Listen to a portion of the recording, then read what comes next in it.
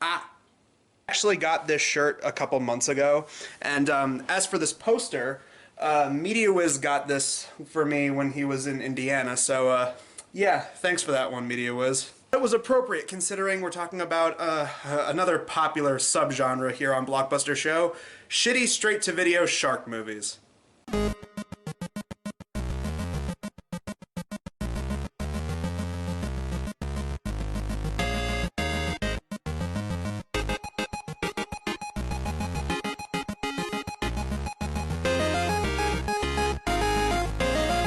The movies in question are Sharks and Jurassic Shark, and these both came out around, I want to say roughly around the same time. It was very early 2010. It was definitely when there seemed to be a resurgence for a lot of these kind of crappy straight-to-video shark movies. I believe Sharks came out in 2011, I think, and Jurassic Shark, I think, came out 2012, 2013 maybe. And I'm going to start with Jurassic Shark because I think I disliked that one a little bit more. So once the movie was over, I went on IMDb to look up a few things about the movie itself, and I found out that for a while it was the lowest rated movie on IMDb, and was for a while the #1 worst movie on IMDb's top 100 worst movies list. I think now the #1 spot is currently held by something like Disaster Movie, which I mean, rightfully so, because that movie's fucking awful. But yes, for a while this was the lowest rated movie on IMDb, and I mean, yeah, in a way, yeah, I would say it kind of deserves it just based on its production. I would say Disaster Movie and movies like that are harder to watch, at least for me personally, but let's just get into the movie itself. Right away, I just want to say the movie does actually use the title somewhat effectively. It's not just a stupid pun off of Jurassic Park, because the shark in question is the go-to for whenever you're doing a killer shark movie. You want to have it that it's like a shark from long ago, and it's, you know, the biggest shark in recorded human history. So yeah, the shark in question in this movie is a megalodon. Fortunately, this movie doesn't really have the same kind of budget that something like The Meg did, and it's also not as so bad it's funny as something like, say, Shark Attack 3 Megalodon.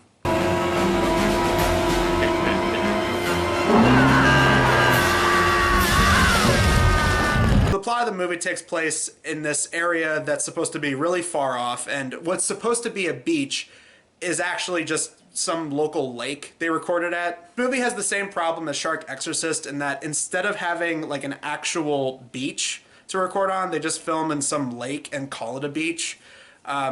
There's some kind of science lab going on that's doing a bunch of illegal shit. Specifically, they're like drilling under the ocean, and of course, inevitably, their tampering with nature ends up awakening this megalodon. So the first few scenes of the movie are these people wandering around with these Halloween costume lab coats, and they're filming in an office area, and there's a few times where they record in a staircase, which includes that staircase echo, so that really tampers with a lot of the audio.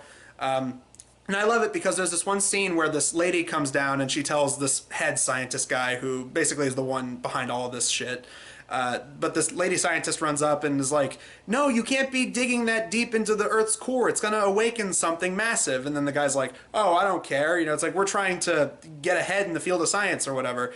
And then a couple seconds later, they do that thing in a lot of cheap, low-budget movies where you try to simulate that there's like, you know, an earthquake or something, so then they just shake the camera a bunch, and the guy's like, what was that? And then she goes, that's probably a result of something you were digging and drilling and draining in the Earth's core. So yeah, because of these dumbass scientists and wherever the hell this is supposed to be, some shady government organization or whatever the hell this place is, yeah, they're the ones that awaken the megalodon. It's too deep. You're drilling too deep. You worry too much. Besides, Stage 2 began 20 minutes ago.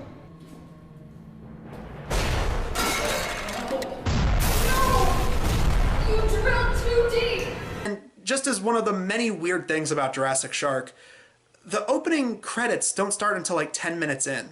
Like, I'm not kidding. It's like 10 minutes, and then they actually start showing the credits. Like, they have the title show up, and then they have like all the actors, and it's like, it really took them this long to get to the credits?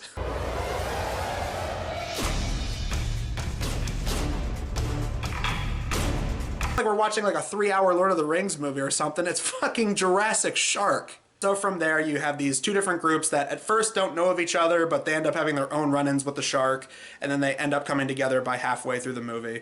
In this case, you have a couple of young people, 3 girls and 1 guy, and the reason they're there is because one of the girls is trying to like write about something about marine life. She's trying to write some article or some story, some piece, something about marine life. And then of course 2 of her friends are just treating it like, you know, oh, it's a spring break trip to the beach, even though again, it's not a beach. It's on the guy best friend, spoiler alert, he's the first one to die. And oh, what the hell? What the hell is that, Mike? No. Keep it together. And then the other group are these criminals who are trying to smuggle a piece of art, and you know, they have a bunch of bumbling guys, a bunch of musclehead, beefcake type of dudes, and they're all being led by this lady who's always yelling at them and mouthing off to them. Their initial idea is to get on this boat, and they're going to try and travel by water. And you know, these are supposed to be a couple of high-end criminals, and instead of having like some kind of speedboat or something, they're all just in like this really crappy looking canoe. Looks like you can get at Walmart. And they're trying to protect the painting. The painting ends up falling overboard, and it becomes a plot point. This becomes like the main drive of the movie, surprisingly. But yeah, they all end up getting knocked out of the boat. One of the guys gets eaten, so now it's the boss lady and the 3 guys. And so from there, it slowly becomes like each of these characters gets picked off one by one. Halfway through the movie, they start losing criminals left and right because, again, the boss lady keeps telling them to go into the water to get the picture, and of course they end up getting attacked by the shark with really crappy-ass special effects, and I'll get to that in a second. What happened to your boat? That thing trashed it. That thing is a megalodon. Halfway through the movie, they come across the girls who've also had their run-ins with the shark. And so at that point, the criminals hold them at gunpoint and say, oh, we're going to try and go back and get the painting. And oh my God, there's like 7 minutes of them wandering through the forest, and it's really boring. After that, they try to seek refuge in this place they find, which turns out to be the scientist laboratory. And apparently there was a bunch of attacks, even though this place doesn't look like it's that close to the water. So how the shark got out of the water is beyond me, but I mean, they pay that off somewhat near the end of the movie, but I'm getting ahead of myself. At one point, the boss lady tries to force one of the scientists to go into the water, and I find this part funny because he takes off his lab coat and he's wearing like a black t-shirt, and on the back of it there's like the name of some local bar and grill. Either that guy was working there and he just didn't have a change of shirt for when they were filming this scene, or alternately, that whatever that bar and grill place was on the back of his shirt was like funding the movie or something. Because later, near the end, once again, there's another product placement.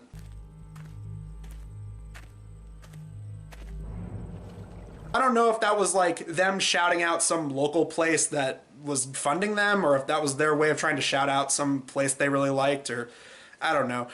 Point is, scientist guy goes in the water, and it takes a while for the shark to get there, even though it's a massive shark in a very small body of water, just like Shark Exorcist. But either way, yeah, the scientist ends up getting eaten. Some of the other henchmen guys get eaten. One of the girls ends up getting eaten by the shark. There's a scene where they're trying to sleep in the night, and they're being held at gunpoint. It comes down to those 5 characters, and they decide they're going to try and keep the shark distracted by throwing in TNT. All right, yeah. And they want the girls to go into the water to get the painting because apparently it was stuck at the bottom of the lake or whatever. There's like a good 10 minutes of these girls just slowly walking into the water, and it's like, oh my God. I was just seriously waiting for like the Manos music or the music from like Birdemic or something to kick on. I'm like, oh my God, this is like pulling teeth.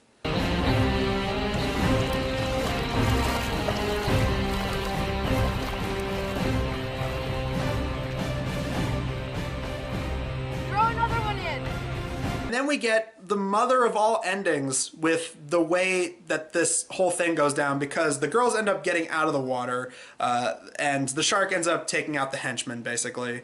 And the way it takes out the boss lady is that it jumps out of the water. There's this really crappy composite shot, like all throughout the movie. There are these terrible shots of them where, like, you'll have someone standing in the water, and they're just kind of like standing still for a little bit, and then they'll add like a CG dorsal fin or something, and then you'll have this shot of the shark lunging out of the water, this like separate animation of it lunging out of the water, and then it cuts, and the person who's about to get eaten is no longer there, and instead they're replaced by a CG version of the character, and then that gets eaten. And so there's a little bit more interaction with the shark versus something like Shark Exorcist, where like it almost never showed any interaction whatsoever.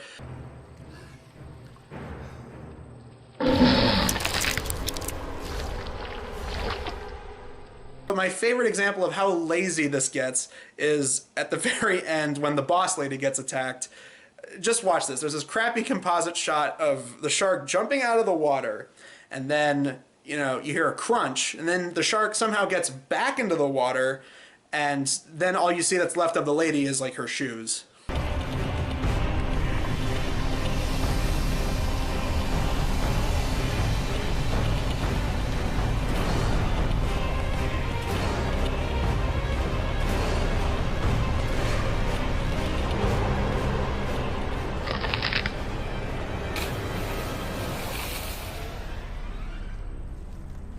And it's one of those things where you're just nonstop thinking like, wait, so this is a megalodon and it's in this body of water? There's no way a megalodon would fit in this small lake area. Whatever. It's a stupid movie, whatever. Ultimately, this all boils down to the two girls manage to get away. They're able to kill the shark. They blow it up. That's another thing. Speaking of terrible special effects, there's one part where a guy lights some TNT and then it just blows up in his hands. And I swear to God, the explosion effect is so bad. It's even worse than all those like MLG Call of Duty green screen overlays that you can get for free on YouTube. It's worse than that. They lead you to believe that killed him, and it's like, that wasn't that big of an explosion. Yeah, we get a product placement again. Thanks, Lisa. Like I mentioned, there's a little thing at the very end. I guess you can say it's sequel bait. Maybe, kind of, not really. Even big ugly things can have offspring. I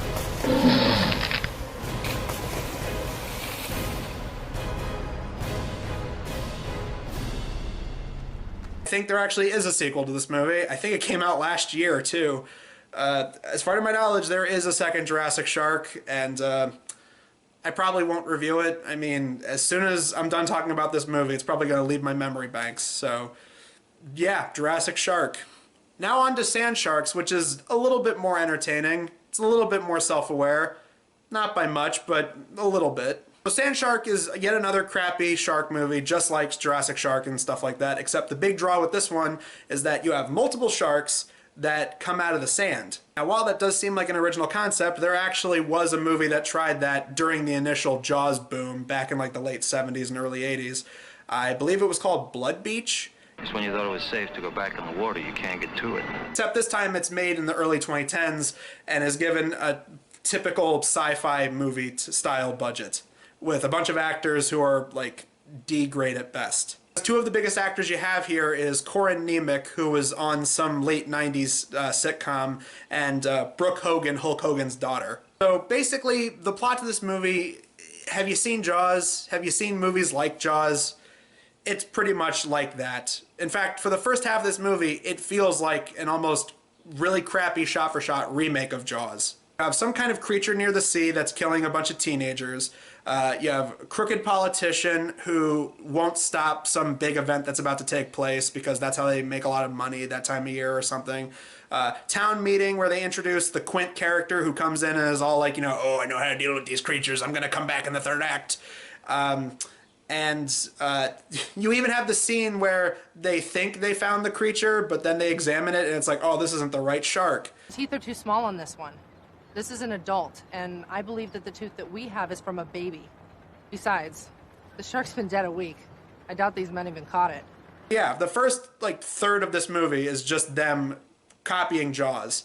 But admittedly, they do change a few things up. For the most part, you have Corin Nemec playing the Brody type of character, except they changed it up a little bit in that instead of being, a disgruntled former official, like a lifeguard or a coast guard or something like that, this time they make him a slimy businessman who wants to have some kind of big event on the beach to bring in money. And in this case, he wants to have this Fire Fest type thing where it's like, oh, we're gonna get DJs, we're gonna get a lot of music and a bunch of crazy kids raving on the beach. One of my favorite things that shows how limited the budget on this thing was, they say like, oh, thousands of people showed up, and then you see it and it's like really small stage, one DJ, and it looks like about, I don't know, 20, 25 people. I'm just like, well, good job, movie, you tried. Welcome to the Sandman Festival! Not only is Corin Nemec a corrupt businessman, he's like also in with the mayor, who's like, I think they say like is his dad in the movie. They say he has like a very close relationship.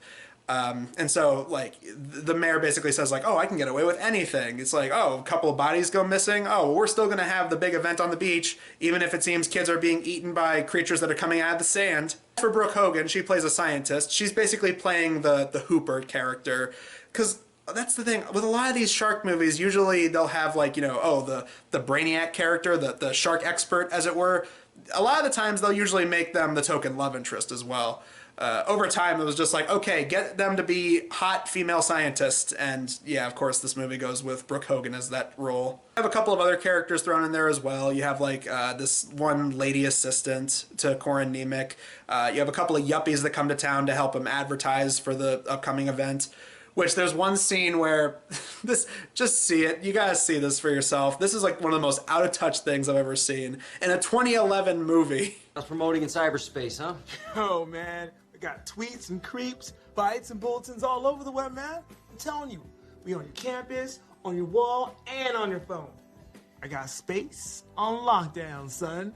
Right on, dog. I can only assume that at that time, the person writing this was like, oh man, this Twitter thing's really hip and new. Oh, we gotta put that in the movie. Because that's what all the cool kids are into these days. We have a couple of cop characters, and there's this one lady cop who used to know Corin Nemec. They used to be in a relationship, and she hates what he's become.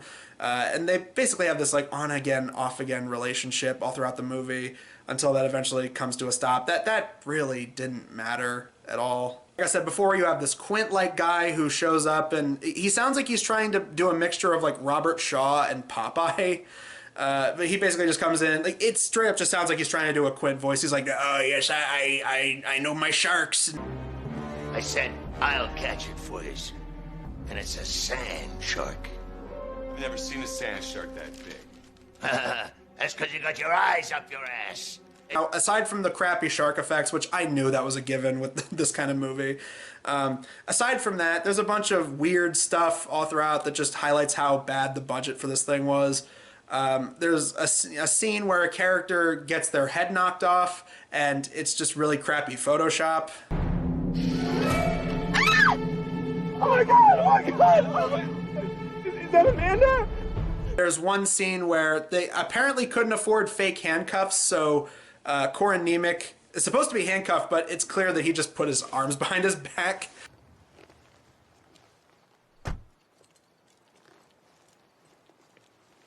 There's a bunch of day for night stuff all throughout this movie. There's scenes where it's like, it's supposed to be nighttime, and then you see them driving, and it's like sunset, and it's like, okay, wait, what time is it now?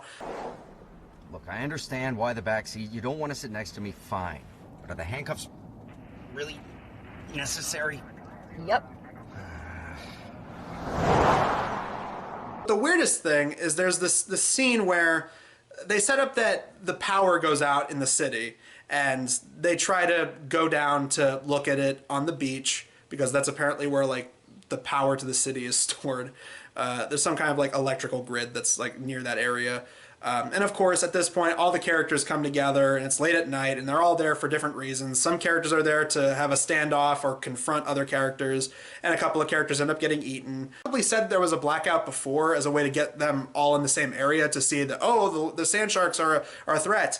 But that was just weird. It's like they established there's already a blackout, and then they show that, oh no, the sand sharks bit the power grid or these cables or whatever, and now the power is out again. It's...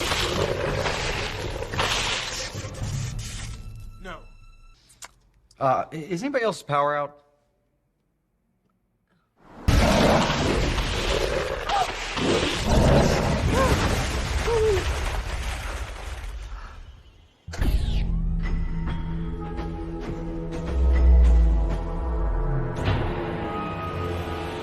From there, it's exactly what you expect. The event that these group of characters are trying to prevent, whether it's the scientists or the cops or whatever, the event ends up going through. A bunch of people end up getting attacked by the sand sharks. Slowly characters get picked off one by one. Some of the yuppies. The assistant girl hides in a trailer, and she's the final kill of the movie, where we get yet another fake out. That's a big thing with a lot of these movies. They love doing the fake out / sequel bait thing. So basically it comes down to Corin Nemec, Brooke Hogan, the cops, and the not Quint guy. And they basically come up with this plan that they're going to try and lure the sharks with music onto the beach, so that way they can drench them in napalm or something and set them ablaze.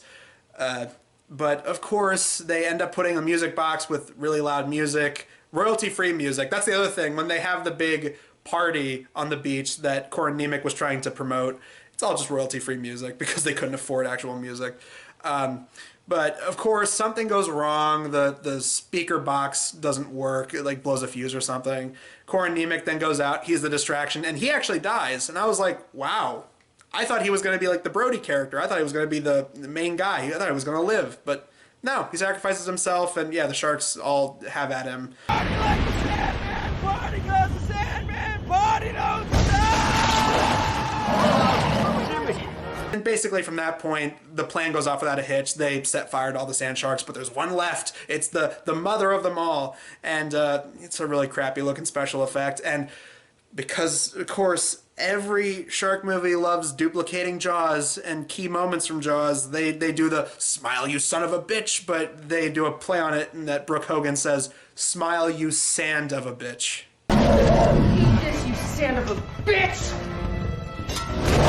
So yeah, they think that the sand shark epidemic is done, but then Rutro Raggy, we get sequel bait as that one assistant girl steps out and then she gets attacked by one coming right towards her. Again, that was giving me flashbacks to when they did that in Shark Exorcist, and yet this was still way better than that. Beach parties are to die for.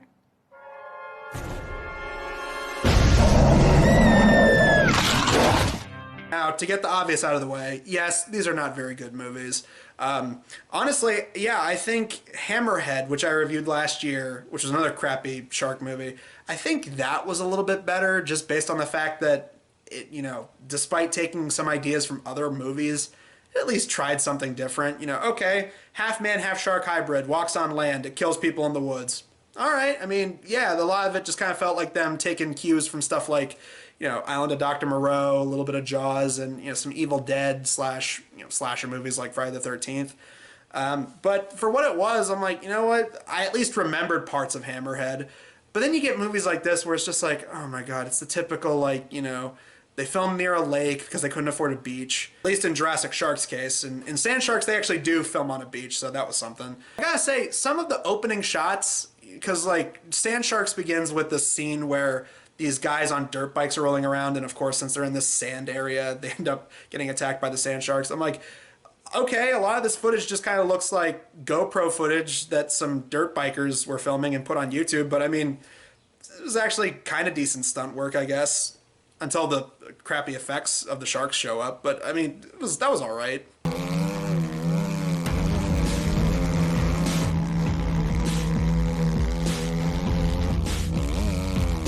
At least more cinematic than what they did in Jurassic Shark, and I think that's the big draw between these two movies. Sand Sharks not only seem to have this aura of oh yeah, we know we're making a dumb movie, but we're just kind of gonna embrace it, and some of it was obnoxious, but other parts of it I'm just like, all right, you know what, that's so stupid that actually got a laugh out of me.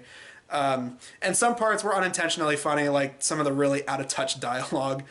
And on top of that, as crappy as the effects are, Sand Sharks at least looked like a movie. It looked like a typical Asylum or straight to Sci-Fi Channel type movie, but it looked like a movie, and at least it had people that you kind of recognized. It's like, oh yeah, there's that guy from, I think he was in that Lake Placid crossover movie with Anaconda. It's like, oh hey, look, that guy's in it.